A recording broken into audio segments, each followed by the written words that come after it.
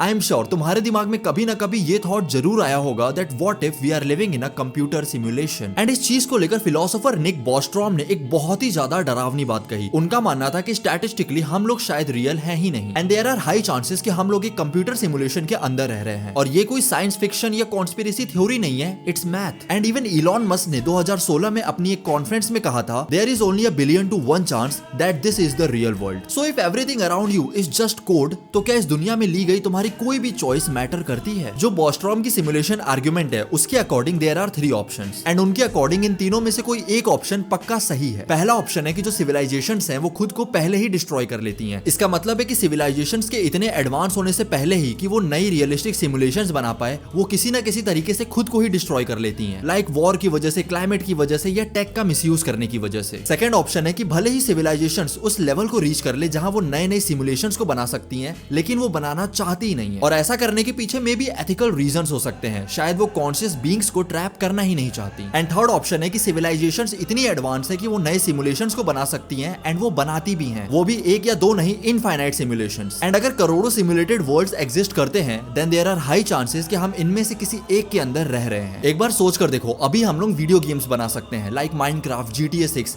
आज से 50 साल बाद हम लोग ऐसे हाइपर रियलिस्टिक सिमुलेशंस को बना पाएंगे जहां पर कैरेक्टर्स के पास खुद की कॉन्शियसनेस होगी। और आज से 500 साल बाद हम लोग शायद पूरे यूनिवर्स को ही बना लें, इतने ज्यादा रियलिस्टिक कि हम लोग डिफरेंस ही ना बता पाए कि क्या रियल है और क्या सिमुलेशन है। एक बार तुम ये खुद से पूछो, if we can do this, why wouldn't a civilisation 10,000 years ahead of us have already done it? और अगर वो लोग ऐसा कर सकते हैं तो तुम्हें ये कैसे पता कि उनके बनाए किसी भी सिमुलेशन के अंदर तुम इस वक्त नहीं हो? और एक बहुत गहरा सवाल, अगर तुम पहले से ही सिमुलेशन के अंदर हो तो क्या तुम्हारे पास फ्री विल है? तुम्हें लगता है कि तुम चॉइस बना रहे हो लेकिन तुम सिर्फ स्क्रिप्ट को फॉलो कर रहे हो। तुम्हारे थॉट्स सिमुलेशन का आउटपुट है, तुम्हारे जो भी डिजायर्स हैं, इच्छाएं हैं, वो सारी कोड के अंदर लिखी गई हैं। And the scariest part is कि तुम कभी ये प्रूव कर ही नहीं सकते हो कि तुम सिमुलेशन के अंदर नहीं हो, क्योंकि तुम जितनी भी कोशिश कर लो तुम सारी चीजें सिस्टम के अंदर रह के ही कर रहे हो। It's like a video game जहां पे कैरेक्टर ये प्रूव करने की कोशिश कर रहा है कि ये गेम रियल है ही नहीं, और वो ये प्रूव करने के लिए उन्हीं टूल्स का इस्तेमाल कर रहा है जो उस गेम के अंदर मौजूद है।